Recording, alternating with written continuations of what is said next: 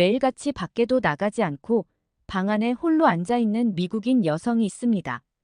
이 여성은 어린 시절 교통사고로 한쪽 손을 절단하고 의수를 끼고 생활을 하고 있는데요. 이 여성의 부모님은 딸을 위해 여러 심리치료 병원을 알아보고 치료했지만 여성은 크게 달라지지 않았는데, 그러던 어느 날 한국인 심리치료사를 만나고 이 여성의 삶이 크게 변화하기 시작하는데, 그 여성에게는 무슨 일이 일어났던 것일지 지금 바로 오늘 사연 들어보겠습니다. 안녕하세요. 미국에 살고 있는 에블린 앤더슨입니다. 저는 일반인들과 조금 다른 점이 있는데요. 저는 5살에 사고를 당해서 왼쪽 팔이 없어요. 제가 살던 미시시피주는 미국에서도 인구 밀도가 낮은 편이고 농촌 지역이 많고 도시 지역은 많지 않아요.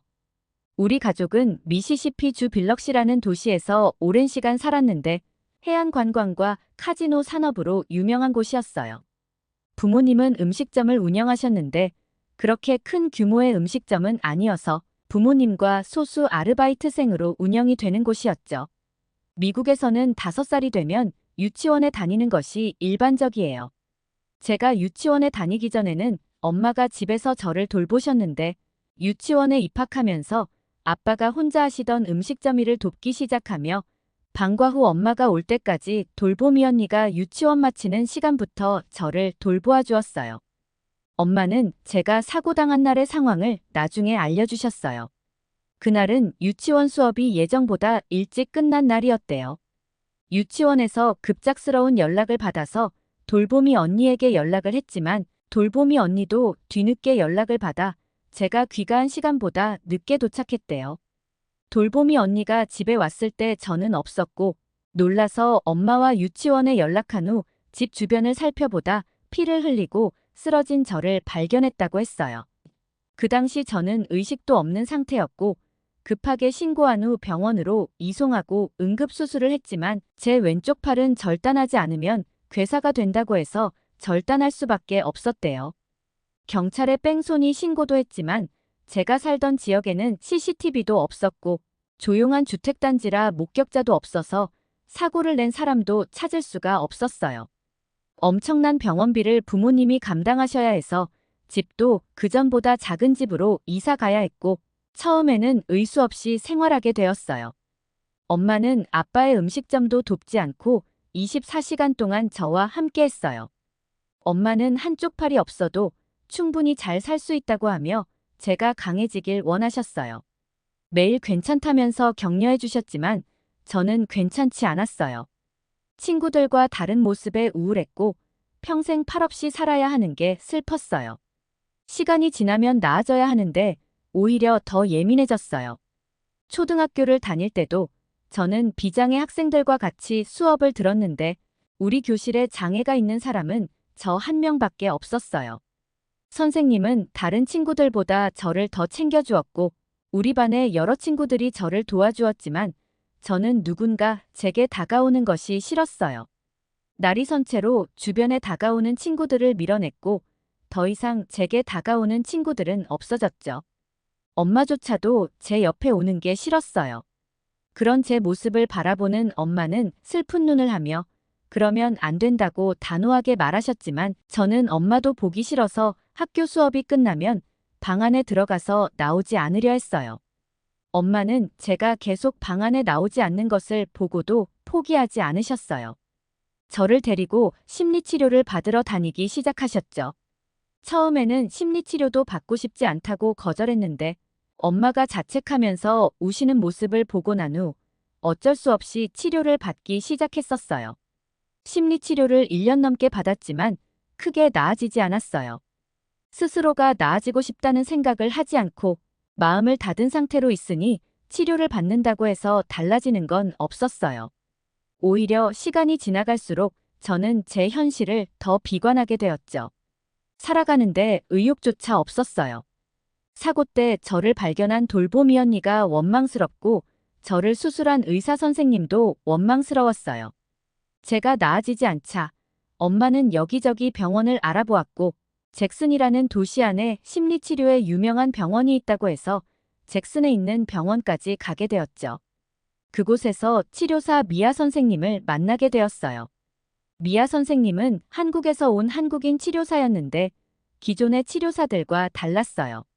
전에 다니던 병원에서 심리치료를 받을 때는 자꾸만 기억하기 싫은 상황들을 물어보려 했는데 미아 선생님은 안 좋은 기억을 단 한 번도 물어보지 않았어요.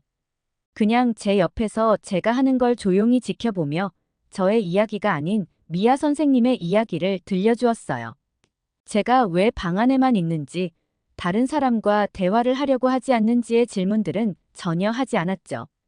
선생님은 본인이 살았던 한국이란 나라에 대해서 이야기를 해주기도 하고, 한국에서 인기 있는 음악이라며 한국의 노래를 들려주기도 하고, 한국의 전통 간식이라며 약과라는 간식을 제게 먹어보라고 주기도 했어요. 자꾸 한국의 이야기를 듣다 보니 한국이 궁금해졌어요. 심리치료를 받은 지 얼마 지나지 않아 오늘은 미아 선생님이 무슨 이야기를 해줄까 생각하며 오히려 심리치료 받는 날을 기다리게 될 정도였어요. 선생님이 말하는 한국의 음식이 먹어보고 싶어서 엄마한테 한국 음식을 파는 식당을 가보고 싶다는 이야기를 했을 때 엄마는 저를 끌어안고 펑펑 우셨어요. 사고 이후로 처음으로 엄마한테 무언가를 요청한 게 한국의 음식이었거든요. 엄마는 저를 데리고 한국 음식을 판매하는 식당으로 데려갔고 저는 그곳에서 한국의 음식을 맛보았는데 깜짝 놀랐어요. 불고기의 달콤한 맛과 잡채의 고소한 맛, 계란말이의 부드러운 맛이 제 입맛을 사로잡아버렸죠.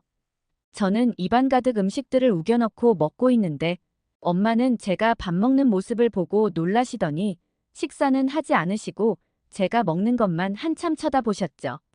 엄마도 먹어보라고 권유하니 그제서야 드시기 시작하셨고 한 입 드시더니 갑자기 눈물을 흘리셨어요.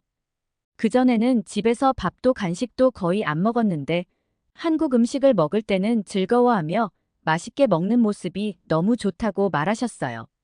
그 말을 들었을 때 엄마한테 미안하다는 생각을 하게 되었고 그날 이후 집에서도 엄마 앞에서 잘 먹으려고 노력했어요.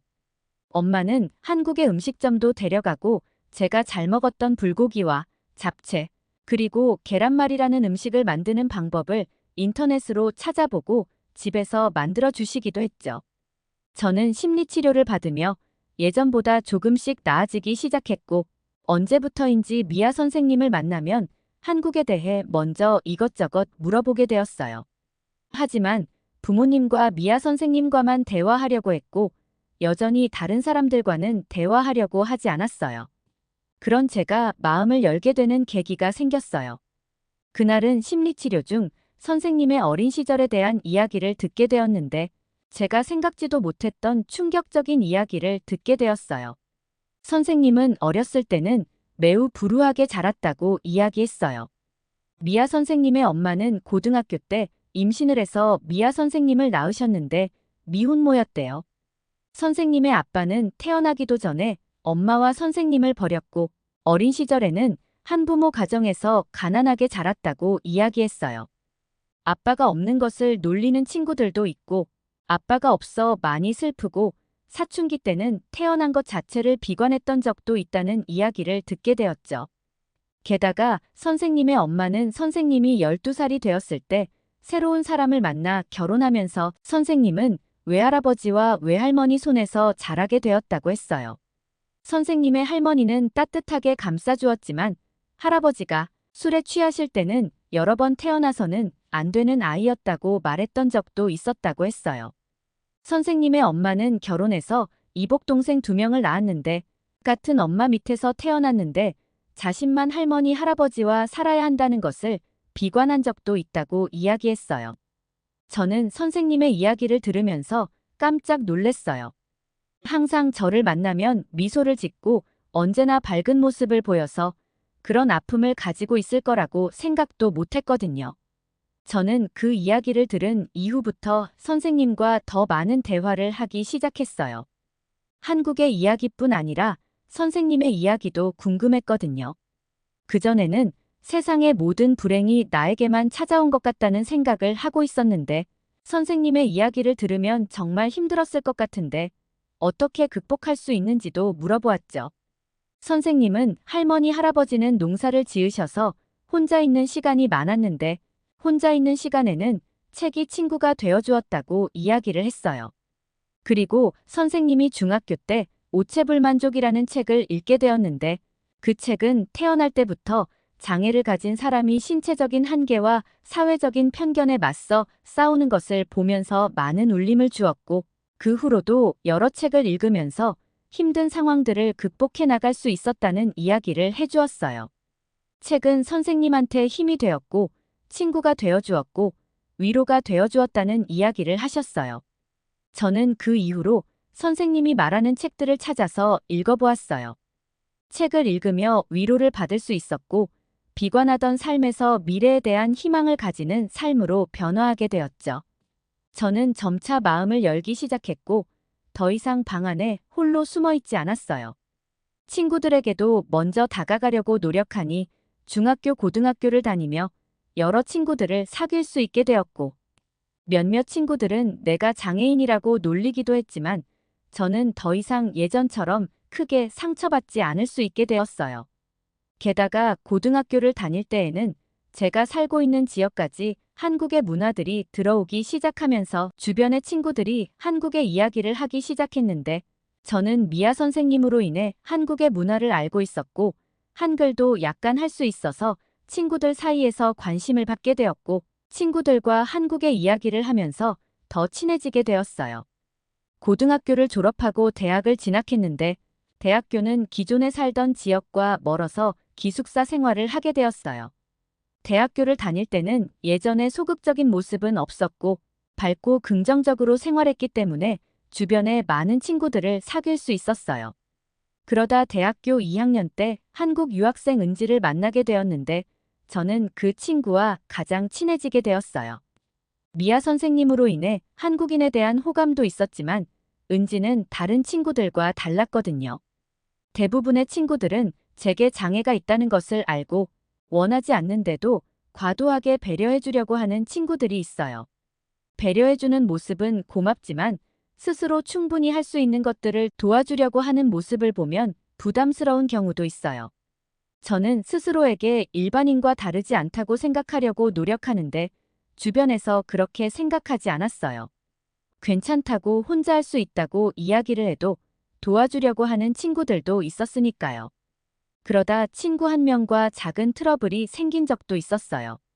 도서관에서 책을 빌려서 기숙사로 돌아가는 길에 친구들 만났어요.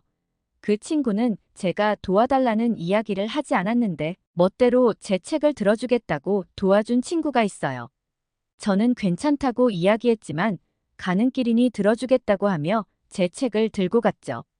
저는 친구에게 원치 않는 도움은 상대방이 불편함을 느낄 수 있다고 이야기를 했고 제 말을 들은 친구는 저를 생각해서 도왔던 일인데 서운하다는 표현을 큰 소리로 말한 적이 있었어요. 주변에 지나가던 사람들이 그 모습을 보았고 저는 얼굴이 화끈거렸죠. 미국은 감정이나 의견을 직설적으로 표현하는 것을 가치 있게 생각해요. 미국인들은 자신의 기분이나 생각을 솔직하게 말하는 경향이 강해요. 이는 어떤 면에서는 장점이 될 수 있지만 오랜 시간 소극적으로 살아온 제게는 그런 모습이 불편하고 당황스러웠어요. 그날 이후로 누군가 저를 도와주려고 하면 불편하더라도 참고 고맙다고 이야기하게 되고 어쩔 수 없이 편견 속에서 살아야 한다는 생각이 들며 슬프기도 했어요. 그런데 은지는 처음 만났을 때부터 비장애를 가진 친구들과 똑같이 대했어요. 은지와는 수업 때 8명씩 조를 이뤄서 하는 프로젝트에서 처음 만나게 되었어요. 은지는 리더십이 강해서 자연스럽게 팀 내에서도 리더 역할을 하게 되었죠. 발표를 위한 자료 조사 준비를 하는 것을 나누게 되었는데 은지는 저를 포함한 모든 친구들에게 공평하게 해야 할 것들을 분배했어요. 그러자 같은 조원 한 명이 저를 지목하며 제게는 조금 더 과제를 줄여줘야 한다는 이야기를 했죠. 갑작스럽게 꺼낸 이야기에 같은 조 친구들이 주목했고 대부분 수긍하는 분위기라 얼굴이 화끈거릴 정도로 부끄럽다는 감정을 느꼈어요. 하지만 은지는 이해가 되지 않는다는 표정으로 그 친구를 바라보며 대답했어요. 같은 대학을 다니고 같은 조원인데 공평하게 분배하는 것은 당연한 거고, 혹시 여기 있는 사람들 중 과제 양이 너무 많다고 생각하면 얘기해. 발표 자료에 각자 조사한 분량을 정확하게 기입할 생각이야 라고 말했죠. 저는 할 수 있다고 이야기를 했고, 제 대답에 더 이상 조원들은 아무 말을 하지 않았고, 저는 제 분량을 스스로 해냈고, 우리는 성공적으로 프로젝트를 끝낼 수 있었어요. 프로젝트를 하면서 은지와 교류하게 되었는데, 은지는 저를 먼저 도와주려 하거나 제가 장애가 있다는 것을 전혀 신경 쓰지 않았어요. 심지어 제 왼팔을 보며 신기해하지도 않았고, 제 팔과 관련된 이야기를 단 한 번도 꺼내지 않았죠. 친구들은 은지를 냉정하다고 평가했지만 저는 달랐어요. 편견 없이 대하는 모습이 오히려 더 좋았거든요. 저는 같이 식사를 하며 은지에게 제가 장애가 있다는 것을 어떻게 생각하는지 물어봤어요. 그러자 은지는 조금 불편하겠지만 그게 삶에 있어서 커다란 장애는 아니라고 생각한다고 말했어요. 오히려 몸이 불편한데도 불편하지 않는 사람들보다 뛰어난 사람들도 있다고 이야기를 했어요. 은지의 언니도 어린 시절 사고로 장애를 입었는데 가족들은 굉장히 슬퍼했지만 장애가 언니의 인생에 큰 걸림돌이 되지 않았다고 했죠. 은지의 언니는 한국에서 명문대학교에 들어갔고 능력 있는 회계사로 일하고 있으며 지금은 결혼을 해서 아이도 낳고 평범하고 행복하게 지내고 있는데 은지의 언니는 장애는 삶을 살아가는데 조금 불편하지만 크게 문제가 되지 않는다고 했고 그 후로 장애를 가진 사람들에게 먼저 편견을 가지고 바라보지 않게 되었다는 이야기를 했죠. 저는 은지의 말을 듣고 많은 생각을 하게 되었고 은지랑 더 친해지고 싶어서 은지가 가입한 동아리도 따라 가입했고 은지에게 다가가려고 노력했어요. 그러다 은지가 학교를 다니며 주말에는 장애인을 위한 봉사활동도 하고 있다는 것을 알게 되었고 은지의 권유로 봉사활동을 함께 하게 되었죠. 은지가 봉사하는 곳은 다른 사람의 도움 없이는 식사도 화장실도 가기 힘든 사람이 많았어요. 그들과 비교하면 제 장애는 정말 아무것도 아니라는 생각이 들 정도였죠. 봉사를 하면서 제가 스스로 가지고 있던 편견이 사라지게 되었어요. 그전까지는 저도 제가 할 수 없는 것들을 정해놓고 살았는데 봉사활동을 다니기 시작하면서 팔이 없으면 절대 하지 못할 것이라 생각하던 수영도 배우고 자전거도 새로 배우고 여러 가지를 새롭게 시도했어요. 조금 불편하지만 전부 할 수 있었고 그전보다 크게 자신감이 생기게 되었죠. 학교 성적도 우수한 성적으로 졸업해서 좋은 회사에 취업할 수 있었고 회사에서도 일을 잘한다고 인정을 받게 되었어요. 회사 생활을 하다 첫 휴가를 맞았는데 긴 휴가에 해외여행을 가기로 결정했고 예전부터 꼭 가보고 싶었던 한국 여행을 하기로 결정했어요. 처음에 혼자 가려고 했는데 고등학교 때부터 친하게 지내며 함께 한국 문화를 즐기던 친구가 같이 가자고 이야기해서 둘이 여행을 가게 되었어요. 우리는 한국의 서울, 부산, 그리고 제주도라는 곳을 방문하기로 결정했어요. 여행 계획을 세울 때는 너무 신이 났어요. 미아 선생님께 들었던 한국을 실제로 본다는 생각에 여행 떠나기 며칠 전부터는 잠도 설쳤을 정도였죠. 그렇게 도착한 한국의 서울은 엄청나게 발전된 도시였어요. 인프라도 뛰어나고 도시만에서 녹지 공간도 풍부했죠. 비영어권 국가지만 소통에도 문제가 거의 없었어요. 영어로 안내 표기도 잘 되어 있고 영어를 잘하는 사람들도 쉽게 만날 수 있었죠. 게다가 서울에서 본 한국인들은 모두가 부유해 보였어요. 미국과 달리 빈부격차가 없어 보였죠. 미국에서는 도심을 돌아다닐 때 때로는 국어를 하거나 행색이 좋지 못한 사람들을 볼 수가 있는데 한국의 여러 곳을 다녔는데 모든 사람들이 깔끔하게 차려입고 있었고 국어를 하는 사람들은 찾아볼 수가 없었어요. 밤이 늦은 시간에도 많은 사람들이 걱정 없이 돌아다니는 모습을 보면서 정말 안전한 나라라는 생각을 했어요. 가장 신기했던 건 편의점이었어요. 서울에는 편의점이 정말 많았는데 24시간을 운영했고 편의점에서는 모든 게 다 있었어요. 음식이나 음료뿐 아니라 의약품이나 세면용품, 화장품까지 전부 판매하고 있었죠.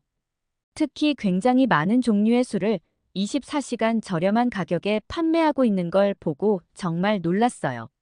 제가 대학을 다니며 거주했던 지역은 특정 시간대에 알코올 판매가 제한되어 있고 늦은 시간까지 운영하는 마트가 별로 없었거든요. 우리는 서울에서 여러 관광지를 다녔는데 가장 기억에 남는 관광지는 한강이었어요. 많은 사람들이 공원에서 자유롭게 뛰어놀고 있었고 시민들을 위한 시설들도 잘 구비가 되어 있었죠. 한강의 편의점에서 여러 한국인들이 먹고 있는 라면과 소세지, 맥주를 마시는데 매콤한 라면의 맛이 미국에 돌아와서도 생각나서 한국의 라면을 여러 번 사다 먹었는데 그때의 맛이 안 나는 게 아쉬워요.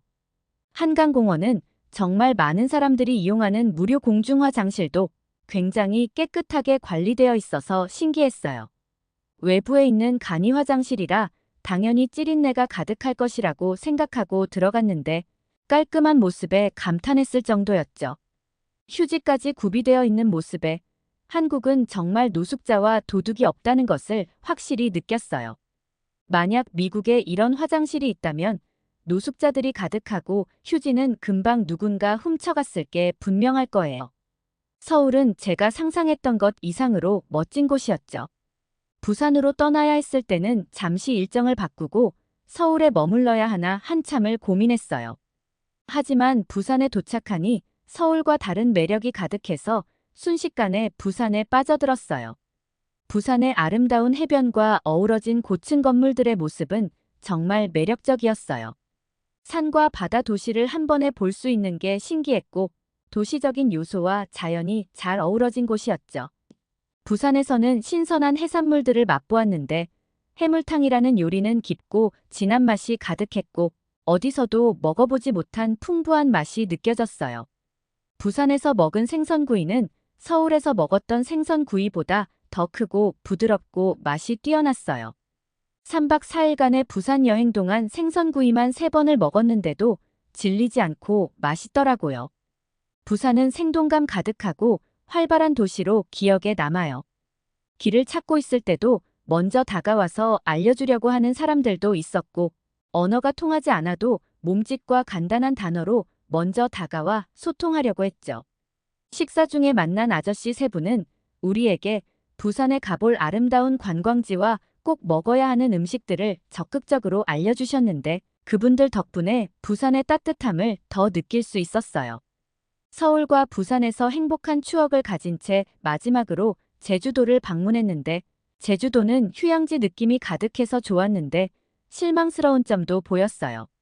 제주도라는 섬은 굉장히 아름다웠지만 서울이나 부산에서는 바닥에 쓰레기를 버리는 사람을 볼 수 없었는데 제주도에서는 관광지 곳곳에 쓰레기를 버리는 사람들이 있었고 새치기를 시도하는 사람들도 볼 수 있었죠. 그 모습을 보고 모든 한국 사람들이 시민의식이 뛰어나지는 않다고 잠시 생각하게 되었어요. 하지만 제주도의 음식은 맛있었고 제주도 바다가 너무 아름다워서 제주도라는 곳을 오길 잘했다고 생각했어요. 그렇게 제주도를 관광하는데 사고가 일어나고 말았어요. 제주 여행 3일째 날 아침 일찍 한라산을 등반하고 식사를 하고 들어가려고 했지만 오랜 등반에 피곤한 나머지 밥도 못 먹고 바로 숙소로 돌아왔어요. 제가 씻고 나온 후 친구가 씻으러 들어갔고 저는 물을 마시기 위해 물을 찾았는데 사다 놓은 물이 하나도 남아있지 않았죠. 숙소에서 가까운 거리에 편의점이 있어서 물과 가볍게 먹을 음식을 사오기 위해 밖으로 나왔어요. 그렇게 편의점을 걸어가는데 어떤 모자를 쓴 남성이 편의점 가는 길에 소변을 보고 있는 것을 목격하게 되었어요. 사람이 지나다니는 길이었는데 노상방뇨를 하는 모습을 보고 깜짝 놀랐죠. 심지어 해도 지지 않아서 밝았어요. 걸어가면서 그 남성과 눈까지 마주치는 바람에 저는 빠른 걸음으로 그 남성을 지나쳐서 편의점이 있는 방향으로 뛰다시피 걸어갔어요. 편의점에 도착해서 한숨을 돌리고 물과 저녁으로 먹을 음식들을 계산한 뒤 문을 열고 나가려고 하는데 들어오려던 사람이 문을 확 당기는 바람에 그대로 앞으로 넘어지고 말았어요. 넘어지면서 들어오려던 사람과도 부딪히게 되었는데 그 남성은 골목에서 소변을 보고 있던 모자를 쓴 그 사람이었어요.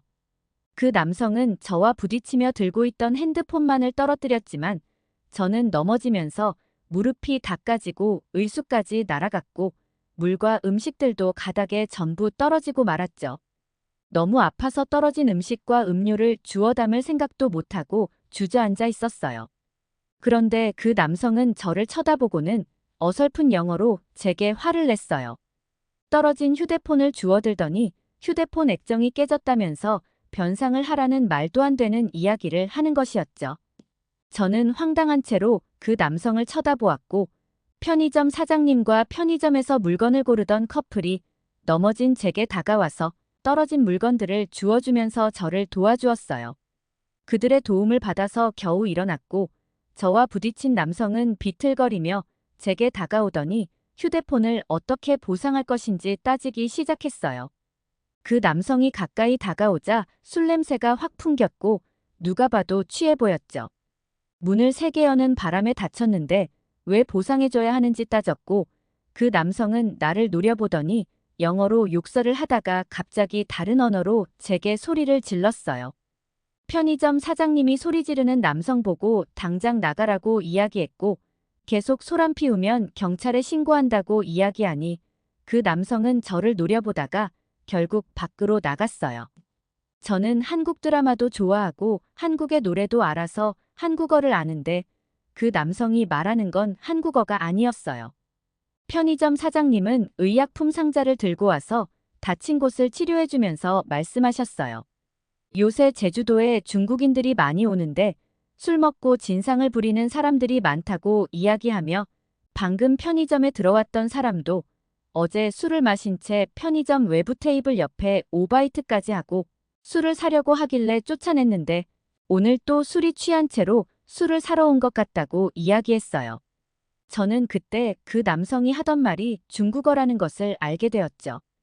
편의점 사장님이 응급조치를 해주어서 물과 음식을 들고 숙소로 왔고 친구는 제가 다친 걸 보며 크게 화를 내고 걱정을 해주더라고요. 아침에 일어나서 몸이 조금 욱신거렸지만 이틀 후에는 다시 돌아가야 했기에 우리는 제주도의 다른 관광지를 몇 군데 더 둘러보기로 했어요. 티켓을 사려고 매표소에 줄을 서 있는데 갑자기 제 앞으로 여러 명의 동양인들이 새치기를 했어요. 저와 친구는 화가 나서 지금 줄 서 있는 거라고 새치기 하지 말라고 이야기했는데 그들은 영어를 못 알아듣는 건지 우리가 여러 차례 이야기해도 우리를 무시한 채 본인들끼리 대화를 했어요. 제가 손가락으로 두드리고 뒤로 가라는 제스처를 취하니 오히려 기겁하면서 소리를 지르기 시작했어요. 그들의 언어는 어제 편의점에서 들었던 중국어였는데 저는 그들이 무슨 말을 하는지 몰랐지만 여러 명이서 제게 소리를 질러대니 너무 당황스러웠어요. 그때 우리 바로 뒤에 있던 사람들이 새치기 한 사람들에게 중국어로 뭐라고 이야기했고 중국인 단체는 결국 뒤로 가서 줄을 서게 되었죠. 제 뒤에서 줄 서 있던 사람들은 한국인이었는데 그들은 서울에서 제주도로 관광 왔다고 이야기했어요. 기다리는 동안 그들과 대화를 했는데 제가 중국인들에게 뭐라고 했는데 뒤로 간 건지 물어보니 중국인들이 새치기 한 적 없다고 거짓말을 하길래 저기 CCTV를 가리키며 새치기 한 거 다 찍혀 있으니 제대로 줄을 서라고 말했대요. 저는 그 한국인과 대화하면서 제주도 여행 중 관광지에서 새치기를 하는 사람을 몇 번 목격했다고 이야기했는데 그 한국인 관광객들은 요새 제주도에 중국인들이 많이 온다고 들었는데 이 정도로 중국인이 많은지 몰랐다고 이야기하며 그들도 제주도 여러 관광지에서 중국인들이 계속 새치기 하는 것을 여러 번 목격해서 정말 화가 난다고 이야기하더라고요. 그러고 보니 서울이나 부산의 관광지 중 제주도보다 사람이 더 많았던 곳도 있었는데 새치기를 하는 사람을 보지 못했어요. 저는 중국인들이 많다는 것을 알기 전까지 제주도 사람들의 시민의식이 서울이나 부산보다 떨어진다고 오해했는데 중국 사람들을 한국인으로 착각했을 게 분명하다고 생각하게 되었어요. 제가 본 한국 사람들 중에 중국인처럼 무례한 사람은 만나보지 못했거든요. 우리는 그렇게 남은 일정 동안 제주도의 다른 관광지들을 둘러보고 미국으로 돌아왔어요. 제주도에서 작은 사고가 있었지만 우리에게 도움을 주었던 한국인분들 덕분에 즐거운 추억을 남기고 올 수 있었어요. 한국에서 만난 한국인들은 친절한 사람들이 많았고 한국은 놀라울 정도로 발전된 나라였죠. 제주도 편의점과 부산에서 만난 분들, 관광지에서 저와 친구를 도와주는 한국인들을 보면서 제 어린 시절 심리치료 미아 선생님과 대학교 때 사귀었던 한국인 친구 은지가 생각이 나며 한국 사람들은 따뜻하고 남을 배려하는 사람이 많다라고 다시 한번 느끼게 되었어요. 앞으로 살아가면서 제가 가진 장애를 극복하고 더 나은 삶을 살아갈 수 있도록 노력할 거예요. 제가 이런 생각을 할 수 있게 된 건 제게 도움을 주었던 한국인들 덕분이었어요. 제가 경험한 한국과 한국인들의 따뜻함을 알리고 싶어서 이렇게 사연을 보내게 되었어요. 제 긴 사연 들어주셔서 감사합니다. 오늘 사연은 여기까지입니다. 오랜 시간 힘드셨을 텐데 극복하셨다니 정말 다행입니다. 앞으로도 행복한 삶을 사시길 응원합니다. 오늘 사연이 재미있으셨다면 구독과 좋아요, 알림 설정까지 부탁드립니다. 더 재미있는 사연으로 돌아오겠습니다. 이상 감동 탐험이었습니다.